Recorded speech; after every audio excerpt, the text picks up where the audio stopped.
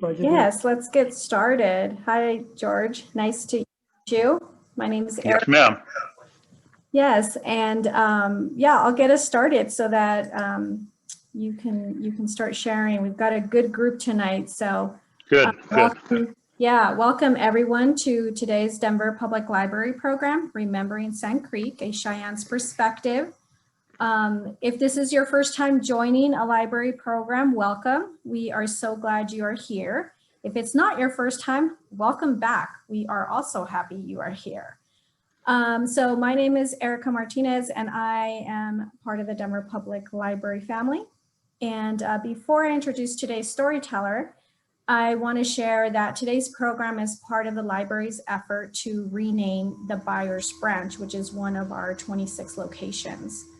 The Denver Public Library has been undergoing a strategic planning effort for the past several years. We've developed a new vision and mission and values as part of this process. And one of our core values is challenging inequity, which means that we work to change inequitable practices, structures, and policies and attitudes that drive them so that we can provide opportunities for every person in our community to thrive. And as we do so, we actively examine our own roles in perpetuating oppressive systems. So as part of living this value, we asked our Western History Department to explore the history of individuals who we've named libraries after. This exploration also came at a time when the nation found itself protesting the killing of George Floyd and shining a light on racial injustice. So nationwide, we saw statues being taken down across different cities, and we realized that we had to learn more about those who we've named branches after. And during that process, we learned that William Byers was supportive of Colonel John Chivington's actions after the Sand Creek Massacre. He called it the Sand Creek Campaign, and he was the owner of the Rocky Mountain News, and as part of that, he furnished recruits for the action. And the paper remained sympathetic to the military side, even as testimony argued otherwise. He was criticized at that time, but he remained committed to and being pro Sand Creek even 15 years later. So given this information and learning about this, the Denver Public Library Commission charged us, the staff, with renaming the branch. And we've been engaging with community leaders from the Native community and others from the neighborhood to rename the branch. We've also created a internal committee of staff members who are working on this effort. And we just created a community committee, which will begin leading these efforts this month. And some of those individuals are here with us today. So today's program is one of several programs that will teach us about the painful history and the Native tribes impacted by the Sand Creek Massacre. And we want to thank you for being here and your willingness to learn and to listen. And so today's guest will be sharing the Sand Creek Massacre story from his perspective. George Curtis Levi is a member of the Southern Band of the Cheyenne people. He is also Southern Arapaho and Oglala Lakota. He was raised in Western Oklahoma communities of El Reno, Concho, and Geary. He is an artist and inspired by the history of the Cheyenne people. The arts of the Cheyenne were and still remain amongst the most beautiful of all Native American arts, whether it's beadwork, ledge work, rawhide work, it all tells a story. George has shared his art at a variety of markets and numerous gallery shows across the US. So we are so grateful for George today for sharing his story, and really thank you all for your participation. So George, take it away. There you go. I want to say thank you to everybody who's here this evening. We as Cheyenne people, we say "Niash." That means thank you. And I'm glad to be here to be able to talk a little bit about myself, my people, and this this unfortunate event that happened in November 1864. First of all, you heard her talk a little bit about my bio. I grew up in Western Oklahoma. Uh, I had real strong family values instilled into me on my family, and good Cheyenne people on my mother's side. And my mother's Cheyenne in Ogallala, Lakota, and my father is Cheyenne and Arapaho. And so I received all this influx growing up, being around our grandfolks and different ones. My people were nomadic people. We were hunter gatherers. We were horse people, and my father was a horseman. And so we grew up with horses and cattle and ranched and farmed. And my dad used to always keep horses, and we used to have about 160 head of horses. So we grew up with horses, and we still have horses and tack, and still have our go-tos are the horses. A lot of our Cheyenne and Arapaho people, we still have we're still live our lives around the horses up in Wyoming and Montana and Oklahoma. And myself, I am consider myself a Cheyenne because I was about 23 years ago. I was initiated into one of our warrior societies. We call them Monshna Hetanel, or Flint Arrowmen, and we call ourselves Kitfox Warrior Society. And that's one of our traditional warrior societies that we have. Our people, we call them Nokiets, or soldiers, and we have dog soldiers, we have bowstring, we have kit foxes and elkhorn scrapers, and we also have crazy dogs. And those are our warrior societies. Those are just like the Army, Navy, Air Force, Marines of the Cheyenne people. And we also have a branch of our folks, our men folk, that we call vihos, or chiefs. And it's very unique in that we have 44 chiefs, and they are divided amongst our people. Our Cheyenne people are our southern band of southern, what are known as Southern Cheyennes, are in Oklahoma and northwest Oklahoma. And our northern part of our tribe is located in southeast Montana on the Tongue River Reservation. We are the same people. We have the same language. We have the same songs. We have the same ceremonials. Everything's the same. We were just separated due to manifest destiny, due to conflict with the U.S. military. And we were forced into Oklahoma, and some of us were forced into a reservation in Montana. And same thing with the Arapaho people. They call themselves Hananahe, means like sky, blue sky men. And they were in the same thing happened to them. There's a northern branch in Wyoming on the Wind River Reservation, and there's a southern branch amongst us. It's with the Cheyennes in northwest Oklahoma. And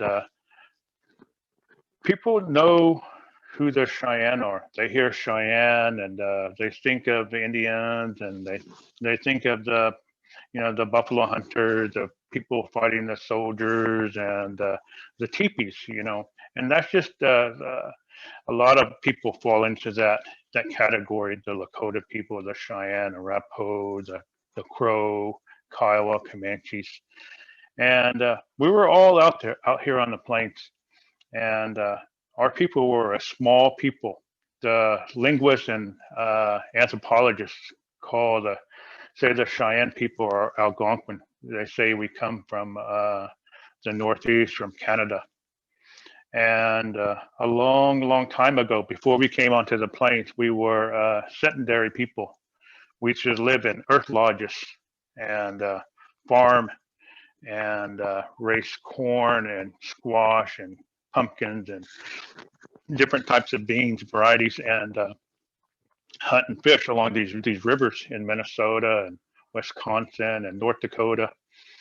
And but we acquired the horse, and after that our lives changed.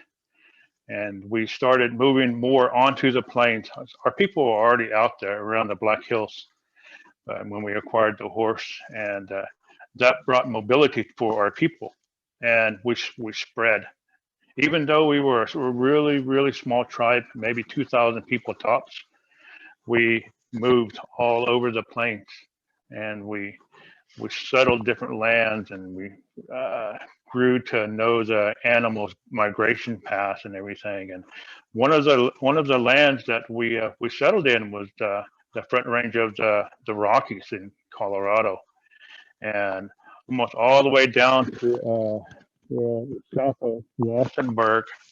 That was along the South Arkansas River, south part of it, where Mixed Bend. That was extent of our boundaries, and along with our traditional allies, the Rappos, we lived along the Front Range, and we made treaties with different entities, the U.S. government, and we never broke them, and they were broken by them. And like I said, we were in Colorado, and we were existing there, and in Nebraska and western Kansas, northern New Mexico, Texas Panhandle, up into Wyoming and South Dakota, and North Dakota, and Montana. That was our range of our people. And we built alliances with different tribes, and we also had scrapes and battles with different tribes, such as the Ute and the Pawnee and Osages and Crows and Shoshones. But it was just, all over territories and food and stuff like that. And in 1851, there was a great gathering along the North Platte at Fort Laramie, Wyoming. And a lot of different tribes signed peace treaties with the U.S. government. And the Cheyenne and the Arapaho signed it. And we were given a parcel of land that included most of the Rocky Mountains, the headwaters of the Arkansas, all the way down into eastern central Kansas and western Kansas, parts of Nebraska and Wyoming. And that was our country. And we would go all over, hunting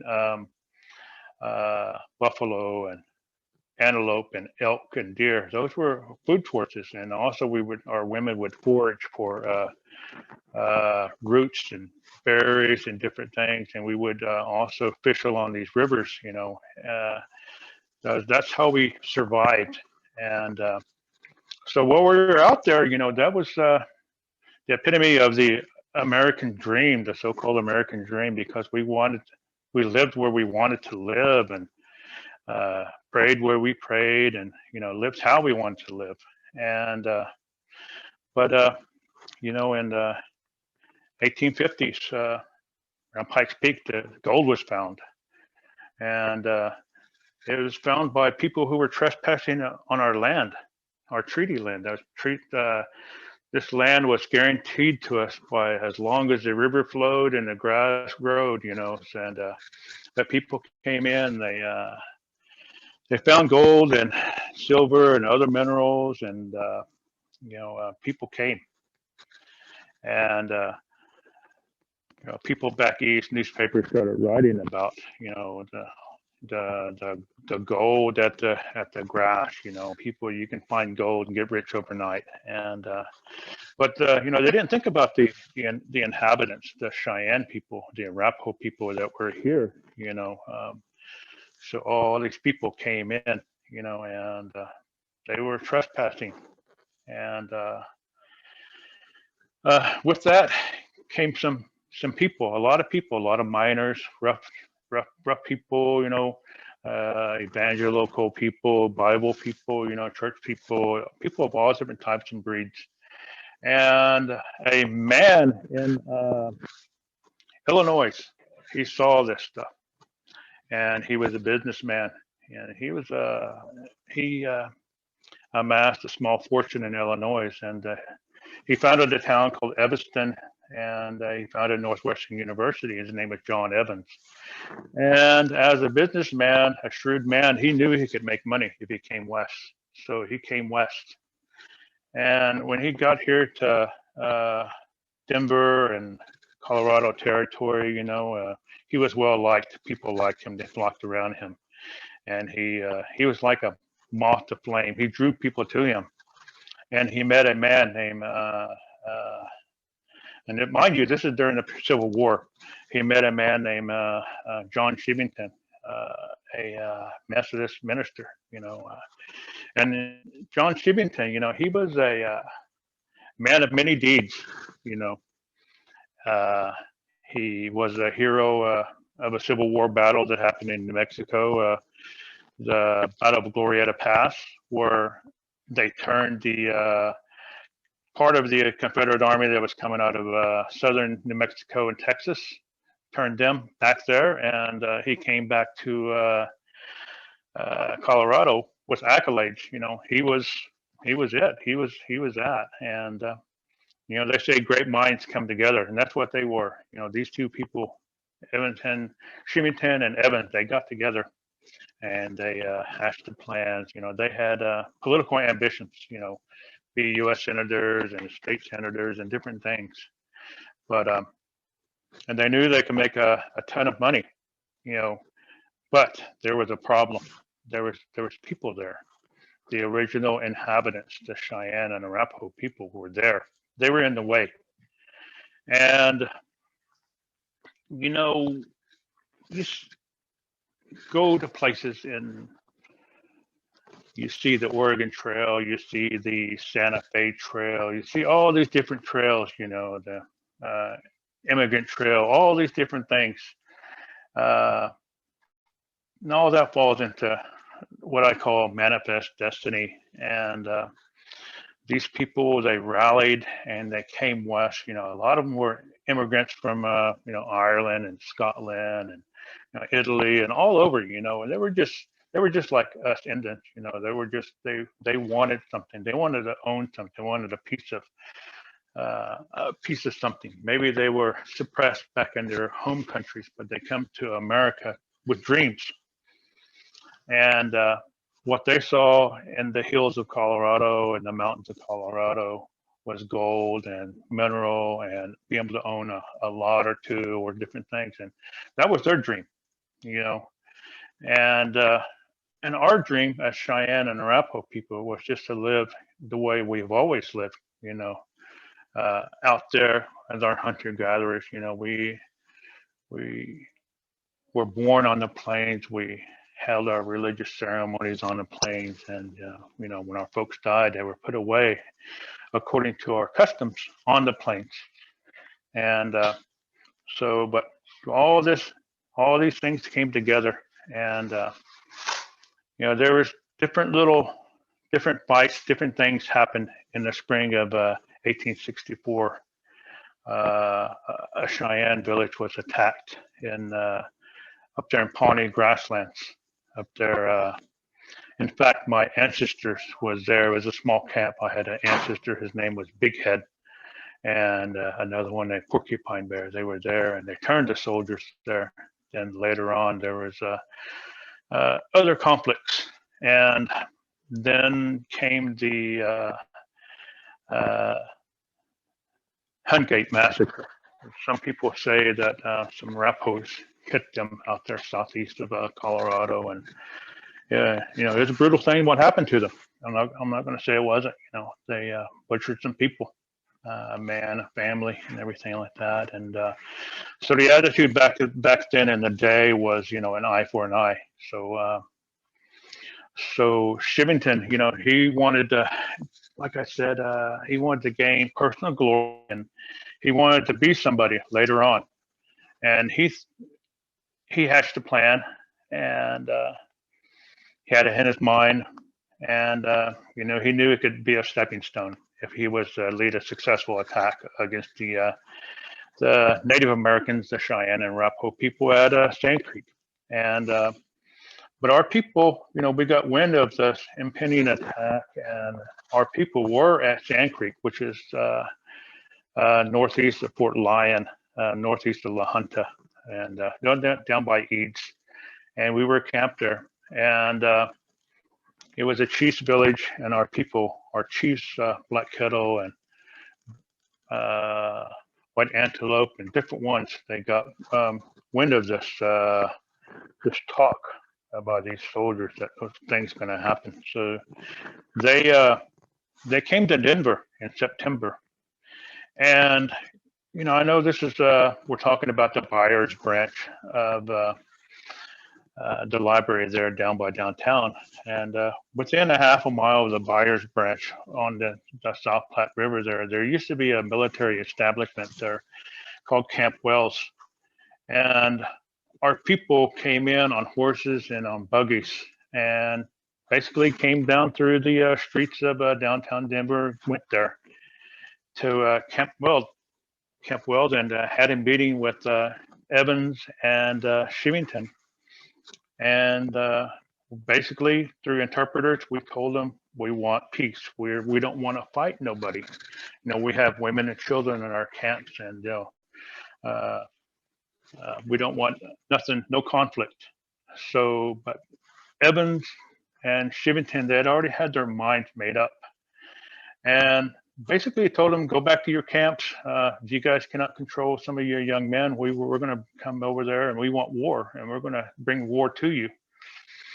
And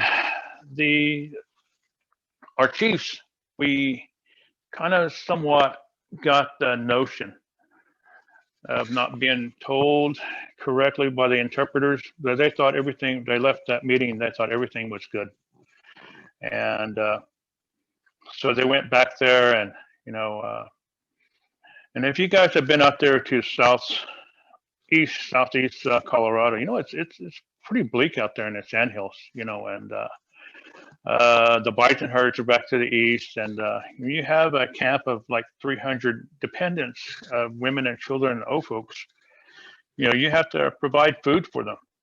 And in the middle of November 1864, most of our men went out to the western Kansas and went hunting bison and antelope. And while that happened, Shivington and his command of 100 Dayers volunteers, they marched from Denver down to Fort Lyon, and forced Robert Bent, who was the son of Al Woman and William Bent, to take him to the camp at Sand Creek. And it wasn't just a ragtag, bunch of men with guns. There was artillery, and there was different commands there. There's folks, troops from New Mexico there, and so they went there to Sand Creek. And that morning, there was Cheyenne women. They were out getting wood early in the morning. They heard like rumbling here like that, and like horses were coming, and they thought it was that buffalo at first. And so they hollered, Hotawat, Hotawat. That's what we say, or Issawat, Issawat. Hotawat means Hotawat means bison, like a herd of bison. It means bull. And Issawat means like buffalo cows. That's what they hollered in our language. And people started getting up, and our camp was situated on like an S-curve of Sand Creek. And the Arapahoes were camped on the southeast side and some towards the middle, and the Cheyennes are strewn out all up this way for like a half mile. And these troops came in, and they came in, and they rallied under Shivington, rallied under his words, nits make life, kill them all, I long to wait in glory of blood and different things, and we were hit hard, and our people, the Cheyenne people, we had bands. We had 4 main bands of people, and then we had 6 other bands of people, and there was bands of our, like they're like family groups, of there. And we were hit so hard that we lost two entire bands of our people there at Sand Creek. Some people say over 200 people, some people say 150 people, up to 350 people of our Cheyenne and Arapaho people were, indiscriminately murdered there. Basically, that's just what it is, genocide comes to mind when I read these stories about what happened to our folks there. It makes me think about the Nazis did to the Jews and Hungary and Poland, and what happened in Cambodia and Rwanda and different things like that. And it was pure and simple, genocide to what happened. And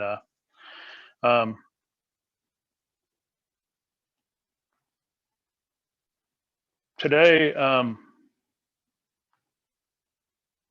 we're talking about Sand Creek. Today at Concho, our tribal headquarters, maybe roughly 30 miles northwest where I live. We've had a gathering today. Our tribe had a gathering today, and our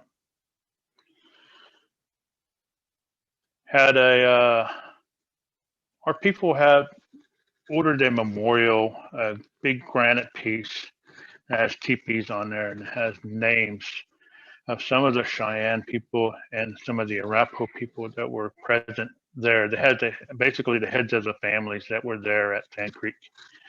A lot of them, all of them, but they debuted that to the public today. And also today they brought in one of our chiefs, a blanket that was worn by Chief White Antelope. They brought that blanket to show it to our people today at Concho, at our chiefs and our folks, our tribal governor, lieutenant governor. People were there, and a lot of descendants of Chief White Antelope were there. A lot of my relatives on my dad's side and on my mother's side are descendants of Chief White Antelope, and they were there. I've seen pictures today of them that were there, and myself on my mother's side, we suffered pretty heavily. We come out of a man. His name was Crooked Nose. It's like 9 generations back. It was one of my ancestors. And he had a son named Whiteleaf. And there was probably like 15 people in the immediate family, all passed away that day. And this is just for me personally, how close this ties into my family as Cheyenne people.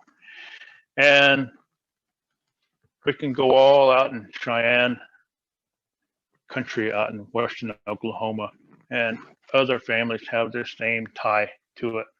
You can go to Montana, Northern Cheyenne Reservation. A lot of people that are tied have the similar story to what I'm talking about.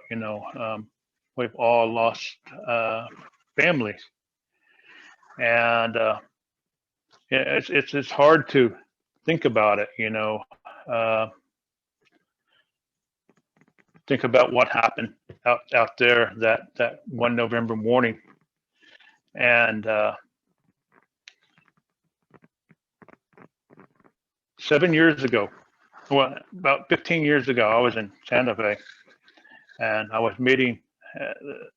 There was a conference going on. I met one of my relatives down there. His name is Bill Talbot. He lives in Denver, and we was talking, and he said, "Hey, brother," he said, "You're one of our traditional leaders." And he said, "You're a society man." He said, "You're an artist. You get along with people." He said, We're supposed to be, at the forefront of our people. He said, we're supposed to do things for our people. He said, our people come first. He said, we're going to start doing a lot of things. And then 7 years ago, he called me in the spring of 1864. I mean, 2014. And he said, "Hey, brother, this is the 150th anniversary of Sand Creek this year in November." He said, "You need to do something about it."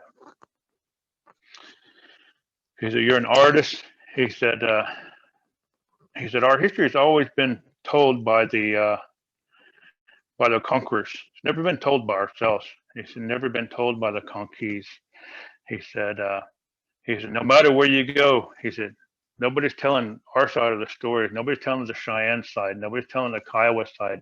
Nobody's telling what happened at Wounded Knee. It always comes from the other side."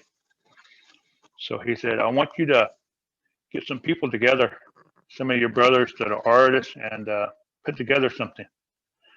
So I thought about it, and that same day I contacted three of my Cheyenne brothers, Merlin Little Thunder, Nathan Hard, and BJ Stepp, and then one of my Rapport brothers. His name is Brent Leonard. And I told them, I said, "We need to do something as descendants. We're artists, know how to get along with people. We all specialize in different things." I said, "We need to put together," I said, "I want to put together an art exhibition on Sand Creek from our standpoint, from our oral history, from what we heard from our families, and for what we read in the government reports." And through that, I contacted a friend of mine at Denver University. Her name is Ann Amati. She is the NAGPRA rep, the Native American Graves Protection Reparation Act representative for Denver University. And I met her through the Sand Creek Committee. Our tribes, our tribal historic preservation offices, and our NAGPRA people from our Cheyenne Arapaho tribe, Northern Cheyenne Arapaho tribes, and Northern Arapaho tribes all have these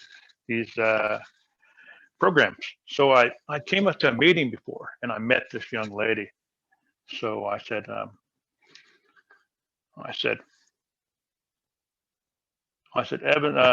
Evans founded DU.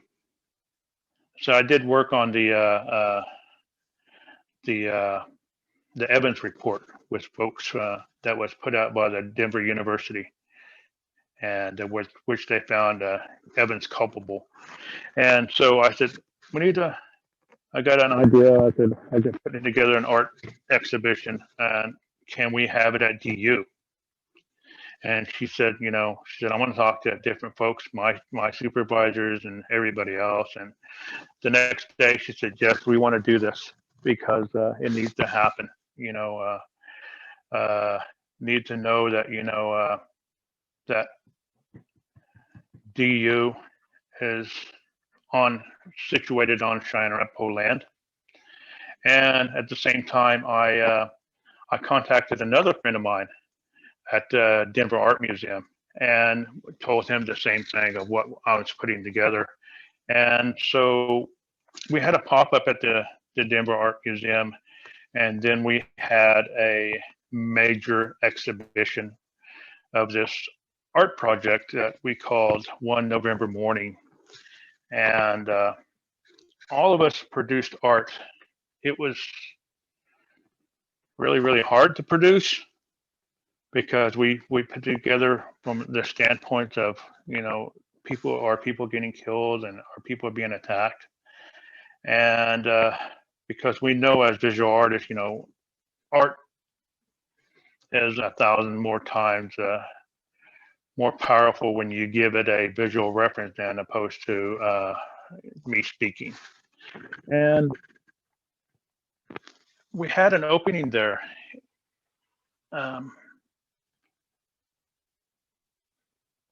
At DU, and it was hard to see. A lot of our people showed up, and a lot of people from the community showed up, and there's a lot of tears shed, and because it was like we were giving the people who died at Sand Creek and the people that endured Sand Creek, that survived, and that had to live the rest of their lives knowing that, the folks that passed away there, they're not coming back. And they've had to suffer through historical trauma. And it's like giving them a voice, what we did that time. And it was some really, really stark, really powerful images that we produced. And it was well received. The National Museum American Indian magazine picked it up. They did a 15-page story on it.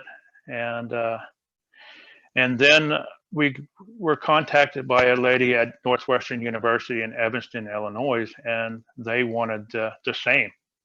They wanted our exhibition up there at Northwestern to show the people, that what people who founded places or are capable of.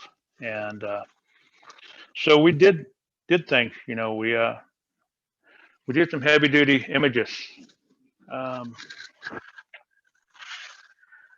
If you look back here, you'll see an image that I did. This is called Colorado Before and After Sand Creek. I used a piece of original ledger paper from the 1880s and shows the Cheyenne men up here, Cheyenne Arapaho men up here. Shows our Cheyenne camp with a U.S. flag and a white flag and women and children. This shows us going out into western Kansas on the Republican River and Smoky Hill River upper branches hunting bison. And when our men were away, that's when Shivington and those guys came in. And this shows the Denver skyline and the Front Range. We've got Mount Evans back here. That's what we see when we come in from Oklahoma. So we see that. And this is a painting that I did. This is on Silas School. This man had his troops stand down when the attack was happening.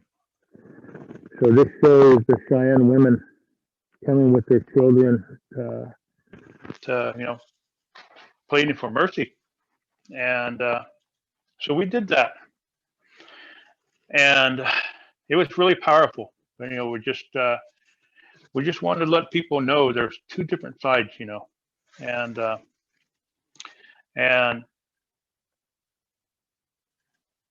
every year, except with the exception of last year due to COVID, in November, our youth and our elders and our traditional people, we get together and we travel to Sand Creek itself, and our kids run from Sand Creek to Denver to memorialize our people, our lives that were lost at Sand Creek. And then we make a special the last day we go to the cemetery where Silas Sewell is buried at, and we honor him, pray over there where he's at, take offerings there, because him and Joseph Kramer, after the battle was over, they wrote letters and they testified about the atrocities that happened. A lot of us Cheyenne people, a lot of us Arapaho people, we believe that without Silas Sewell and Joseph Kramer telling their men to stand down, we probably wouldn't be here. We wouldn't be here at all today. And so, we try to do the best to honor these folks, that told their story to us, about us. And we run from the cemetery through the streets of downtown, and we go to the state capitol to stand on the west side. And we talk, we pray, sing songs, and honor one another. And we talk about the people.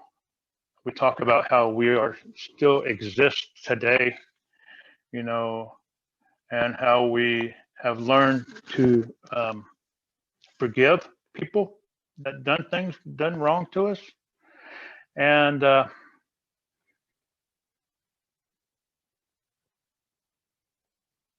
we just try to let people know that, you know, we're still here as Cheyennes and Arapaho people.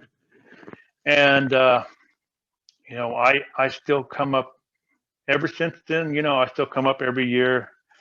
I take my family. I have a wife, I have children, and we usually every summer and sometimes in the fall time, we go to Sand Creek on our own, make our own little pilgrimage.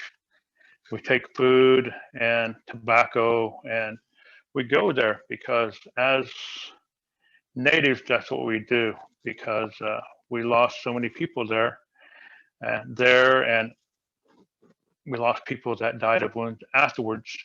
Um, we know their spirits are still there. And so we go talk to them as if they're still here. And we tell them we haven't forgotten them, you know, and, you know, we may not know who they are, who known them personally, but, you know, their blood still flows through our veins today. And, you know, we tell them, you know, Nimihots in our language, that means I love you. And um, then we go home, you know, and but there's always somebody coming and going from Oklahoma, going to Sand Creek, Rapos or Cheyenne. There's always somebody coming from Montana or Wyoming going to Sand Creek because we're all connected to that place. And then another place we go to is two other places. We go to in Colorado is a place called Beecher's Island by Ray, and we had a battle there with soldiers there. And there were some Cheyenne people and Lakota people killed there. And then we also go to another place called Summit Springs. And July 11, 1869, we were Cheyennes. We're in camp there at Summit Springs. We call it White Buttes. And we were hit there by the U.S. Cavalry and Pawnee Scouts. And we lost another 70 odd people there.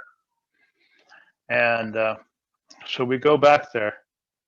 And this year we're having our first annual healing, Summit Springs healing run. We're putting it together. My brother, Bill Talbot, and myself with other Cheyenne people. And we're gonna run from the actual battle site to the highway 6. There's a highway 4 miles. We're gonna run down those dirt roads and go to our cars, and then we're gonna travel to Denver, to the south side of Denver. By Castle Pines, there's a place called Daniels Parkway. And we have a relative, his name was Richard Talbot Sr. He's an old man. And about 50, 60 years ago, he made an agreement with the city of Denver and Denver Mountain Parks, where we would be able to lease like 130 acres of land for the use by the Denver Indian community. So out there at Talbot Park, that's what it's called. There is the rolling hills out there, little foothills, and the Shinnery Oak out there. But there's also a powwow grounds out there, and there's a Native American church grounds, and there's also we have sweat lodges out there, and we have a place to gather. And we're gonna go to the gate there, and then we're gonna run on in down to where the powwow is. And then everybody's gonna gather together, and we're gonna have a what we call a gourd dance. We're gonna have a gourd dance there. We're gonna set a drum up and have singers, and we're gonna go out there and gourd dance that evening. And the gourd dance comes from our Himodanos, our bowstring warrior society. And from there, it spread all over. Most powwows have gourd dances now, and that's where it comes from.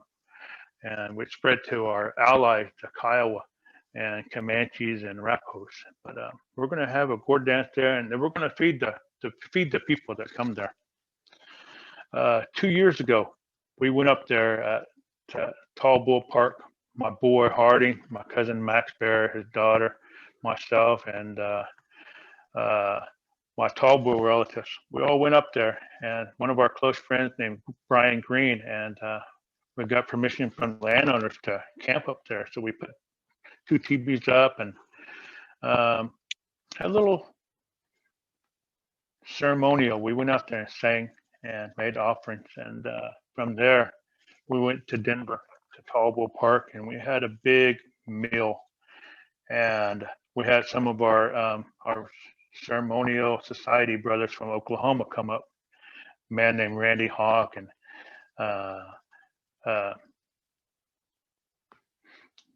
Evan and another young man, and we had a gourd dance, and we had a great big meal with nothing but bison, because we have a buffalo program in Oklahoma, and we had brought about half of a probably like an 800-pound bison up there. So we cooked and fed whoever were all there. So, but that's one thing we want to do is just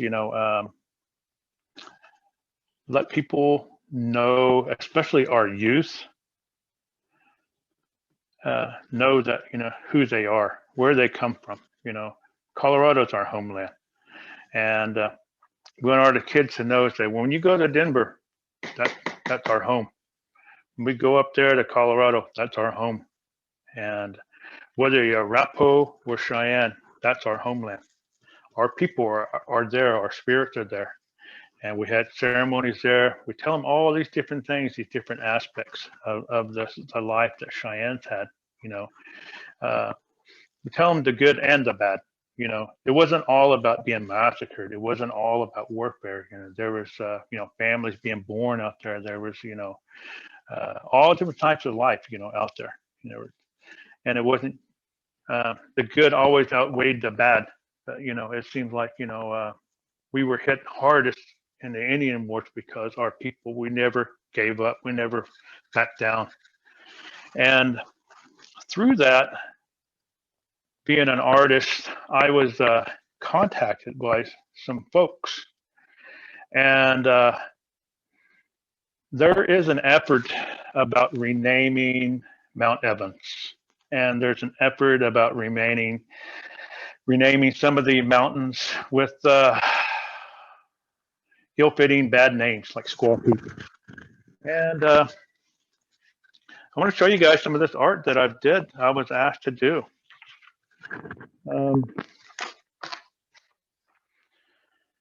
Mount Evans were the Cheyenne and Arapaho people. Some of them, a man named Fred Mosqueda and Chester Whiteman, they are 2 of our respected traditional leaders, and they work for our Culture and Heritage Department with our NAGPRA reps with Arapaho and Cheyenne, and they came up with a name of Blue Sky people, Blue Sky, Mount Blue Sky, and for Mount Evans, and so a lot of our people have gone along with that, and so I was asked to do art on that, on the renaming efforts, and also do some art on Squaw Peak. So what I did as an artist, I took original ledger paper from the 1880s and 1890s. Then I printed topographical maps of Mount Evans and Squaw Peak. And here's a piece I did. This shows the Cheyenne woman with the sun behind her on Mount Evans. She's in up-piece dress. Everything about her dress style, everything about her is the Cheyenne woman. And I put the sun behind her because the sun, we call Essen, is all powerful. And so this is a piece I did of an Arapaho family for Mount Blue Sky.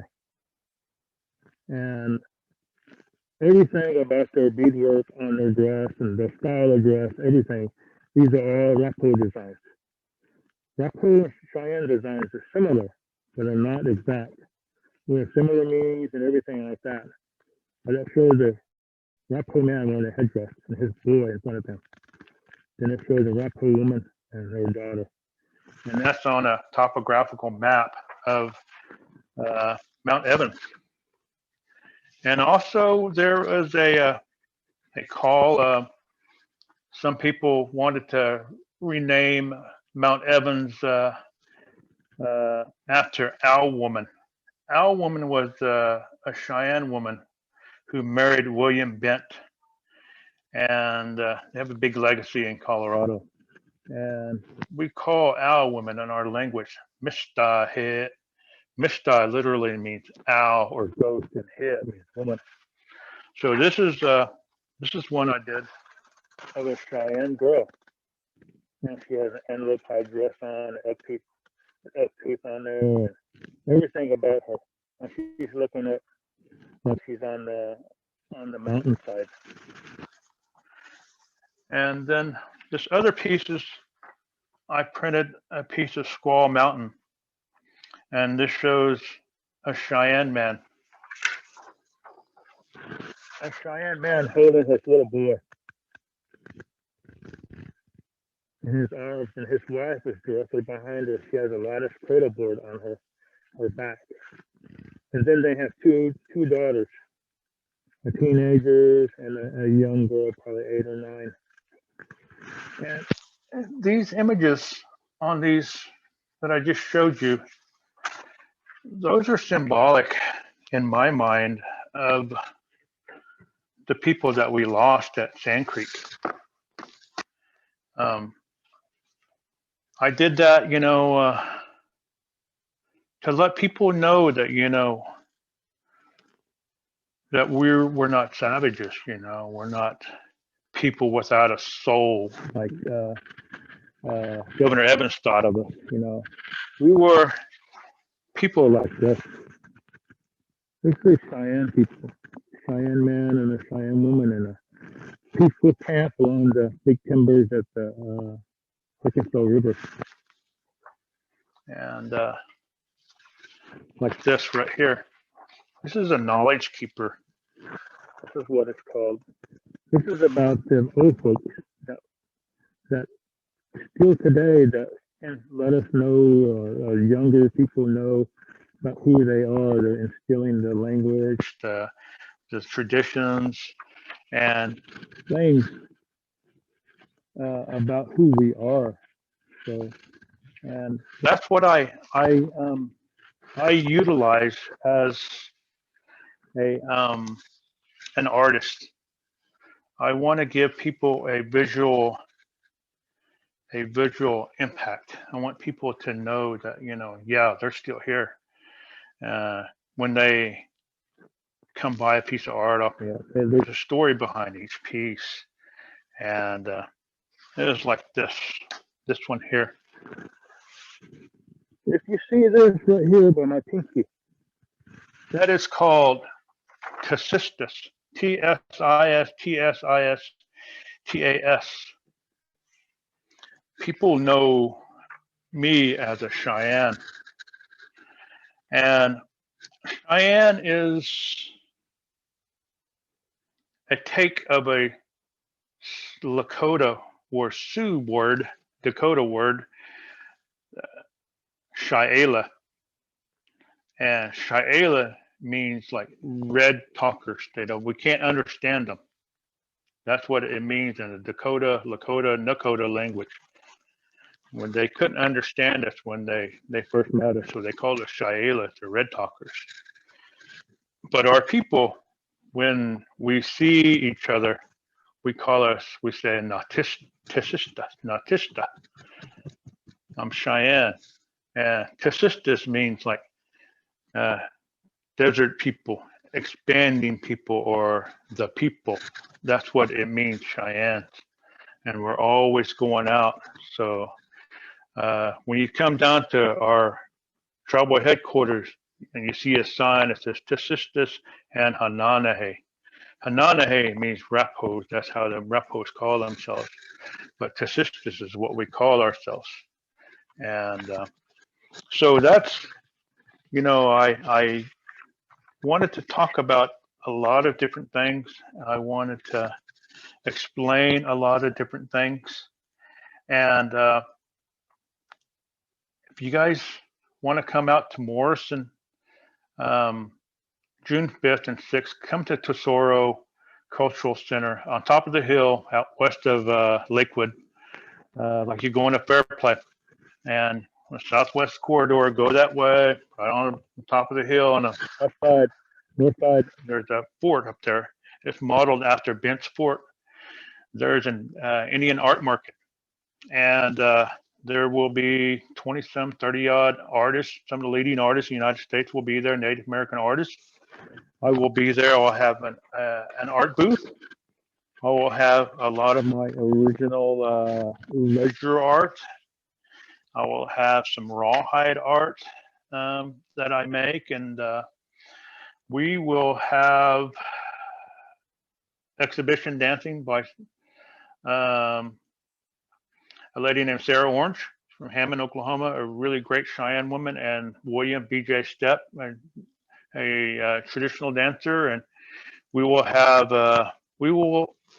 from basically 11 to about 3 every day, we will have, be telling stories about who we are, where we come from. We'll have a computer set up with a revolving PowerPoint. And there's just different things, because they wanted to do that because they know that's part of our homeland, the people, the proprietress of Tesoro. And so we want to do that. We don't want to skip out on anything. We want to just, as Cheyenne people, we want to let people know that, hey, we're still here and we're thriving. What they did to us 150 years ago happened then, but now we're lawyers, we're police officers, we're people in the military, we're doctors, we're teachers, we're farmers, we're ranchers, we're everything, we're leading, leading the way. That's what we want to do. Our tribe is down here in Oklahoma. We're really, there's not many of us, but we're still trying to do the best we can. We still have our language. We still have our songs. We still have our ceremonials. We still have a lot of things that a lot of the Oklahoma tribes don't have. They lost a lot of it. And we want to tell that story that we're still a communal people. That's the main thing. We were a communal people back then, and we still are now. 2 days ago, this past weekend, was the first time we got together. Our people started coming together since last year, since COVID hit. And last year, and even up to now, we lost a ton of people. And but our people have been getting vaccinated, and our tribal health programs, and we have a COVID resources program. We're teaming up with Indian Health Service, and we're getting so many people vaccinated here. And we even opened it up last month to the general public, and most of our tribal members are vaccinated. And this past weekend, we finally started having dances again. We had Gourd Dances Sunday and Saturday. And our Kiowa people down south, our allies, traditional allies down south, they had their Kiowa War Mothers dance on Sunday too. And our people right now, we're looking forward to our ceremonials, our major doings, our religious ceremonies. They'll be coming up for us in June and July for our people. And after all the tragic loss that we've endured, through cholera, smallpox, military attacks, land run, Dawes Act, and this pandemic, we always find a way of bouncing back. And because, our people, we come together and we pray for one another. That's one thing we hold on to. And So that's just a little bit, of about being a Cheyenne in the 21st century. Um, we can think about, we can talk about, we can write about, we can do other things. All these things we can think about what happened back in the 1830s, 1850s, 1870s. That time. I see. I look at genealogical charts of my folks, and I know, who my people are on both sides, my Cheyenne side on my mother's side, and my Lakota side on my mother's side, and the same thing with my Arapaho and my Cheyenne side on my dad's side, and they endured a lot. They endured way more than what we can even imagine. And in such a little space of time, from 1850s, 1840s, 1830s to about 1870. And we live in a sedentary lifestyle. We live in homes. We go to the grocery store and stuff like that. But our people, they endured having their whole world being turned upside down, but still they bounced back, and I think that, not only my people, the Cheyenne or Arapaho people, but all of us as, we're all Americans now. We're all bouncing back now, from this. We've endured COVID. We endured the tumultuous 4 years of leadership that we got over with, and saw what happened at the U.S. Capitol in January, and but now we're starting to live again, and but that's one thing we can do is just live the best we can, nowadays, because that's what I think them people, them old timers that died back then, I think what they wanted, they just wanted to live. They wanted to be happy. So, it's just time for us to, I wouldn't say put this pandemic aside, but, learn to live with it and enjoy life again. With these vaccines coming out, we're going to live a little bit more. And, but with that, it's like we went over just a little bit over an hour, but I just I can get long-winded and everything like that. And if you guys you want to look at some of my art, I have some stuff on it's glevi.artspan.com, and where you can guys hit me up at George Curtis Levi on Facebook and add me as a friend. I can add you to a private Facebook site, and then I have prints. I have originals. You guys can, you go to Rocky Mountain National Park, go up there and go to the gift shop. They sell my prints and different things like that, and there's different things in different places. And I'd love to meet some of you guys. You guys come up to Morrison, come up there, and I need to stop by the Buyers Branch one of these days. I always go to a pet food store like 4 blocks away. My buddy, he owns a pet food store about 4 blocks east of the Buyers Branch. So I need to stop by there one of these days. And but with that, I just want to say, George, the Buyers Branch is closed at this moment because we are renovating. Oh, okay, yeah. We can always find another time. And then we also share in the chat. We share your website and good. The documentary you were involved in with PBS. Oh, yes. And someone had a question. Someone asked if you reprint your art. What's that?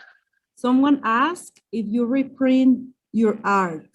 Oh, yes, I do. I make prints. I have a G-Clay printer, so it's a great big old like a $1,300 Canon printer. Exactly, right here.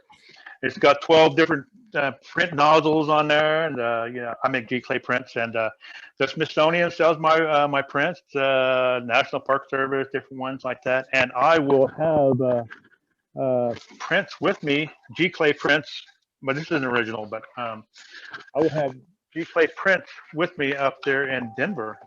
So I do all kinds of art. You know, I do the traditional art. I do pop art. I do watercolor, acrylic paintings, all different kinds of stuff, and all different sizes. So I use acid-free photo paper, acid-free mats, and I cut my own mats, bevel them my own self, put them in a acid-free clear plastic thing, and they're just ready to go in 8x10 or 11x14 or 16x20 ready-made frame. So yeah, you know, as an artist, I try to do all this my own because it would kill me otherwise if I went to get it printed by somebody else. So, but yeah, you know, you can contact me. Feel free to contact me. The links that you posted, you know, it's like I said, and I always have a lot of different art, and I will be bringing a bunch of prints and a bunch of the original ledger art with me up there to Colorado. And I'm always coming through Colorado all the time, always coming back and forth. I like to come up there to go fishing. I go hunting up there and just different things, and traveling back and forth to Montana and South Dakota. We'll always swing by Denver. George, we do have one question. I know that we're a little over time, and really Okay, that's fine. everybody staying on. This was a beautiful time that you shared with us, but I want it looks like Caroline has a question. Absolutely. Nadia, are we able yes. to get her to unmute, I think? Hi. Hello. Hi. Thank you for unmuting me. George, I just wanted to say that I'm so glad to meet you. We have a friend in common. Okay. Her name is Marcy Brown. Oh, yes. Marcy's my dear Yes. friend. Yeah, Yes. she's actually my mother-in-law. Hotel Santa Fe. Oh, really? Yes. Oh, great. And I wanted to show you this picture. Oh, that's there you go. That's Yes. awesome. Yes, this That's was on a hymnal, antique hymnal, yes. for our grandchildren. So Oh, wow. thank you. It's been a blessing to see you and hear you in person. Oh, absolutely, yes. And I will yes, definitely come by to Tesoro and see you. Okay, there. yes, I will definitely be there. And, you know, like I said, we'll have some good Cheyenne people there, and you'll hear some good Cheyenne songs, you know, good Cheyenne stories. And you'll get to see some of my Uncle Harvey Pratt's art, you know, and you'll get to see some of mine. Thanks. And I appreciate you. This is Marcy's son. Oh, okay. Yeah, well, you know, there's spent so much time eating dinner there at the restaurant there, and in the gift shop with her, and you know, with Gerald, and you know, Hotel Santa Fe, you know, and yeah, I need to. She contacted me a couple weeks ago, and I need to swing by to go see her, you know, out there in New Mexico, you know. But yeah, it's a pleasure to meet you guys. Yeah, Thank pleasure you. to meet you too. Thank you, the library, for setting this up. Oh, Well- yes, thank them. Well, thank you so much to everyone for joining us today. Storytelling is so powerful, and George, we all appreciate you gifting us with your story this evening. Yes. I know that some folks had some questions around the renaming process, and I know that George talked about another renaming process for Evans, but for Yes. the public library, the renaming process is for the Byers branch. We're just getting started with that. We've developed a community committee made up of different people from the community and also from the Native community who will Yes. guide this process. And so if anyone is interested in just staying up to speed on what we're doing and how you can participate, there will be a public involvement piece of it, which at this point we don't know. We haven't met, but we're meeting for the first time next week. But I encourage you to follow the Byers Facebook page for more information. And if you're not already following the Denver Public Library Facebook page, you can also do that. We'll keep you updated there. But with that, I will say once again, thank you so much, George, for being here with us, and everyone else. Thank you for joining us, and please continue to support our programs. And you can always go on our website at denverlibrary.org for a bunch of really wonderful programming for people of all ages. So thanks so much and have a good evening, everyone. George, thank you so much. Oh, absolutely, absolutely. You know, I just want to say, just to everybody, we say this in Cheyenne, Niashima. That means I thank all of y'all. And so I just want to say that I appreciate you all for being here. And yeah, check out they're doing great things. And the Denver community, it's so dynamic. The people they're working with, man, there's a good group of people, and they all walks of business and everything. They're putting their minds together, and it's just they're great, you know, good people. And I'm glad that you guys are working with them. They're good people. Well, thanks so much. And everyone, please have yourselves a great rest of your day. Okay. Thank you.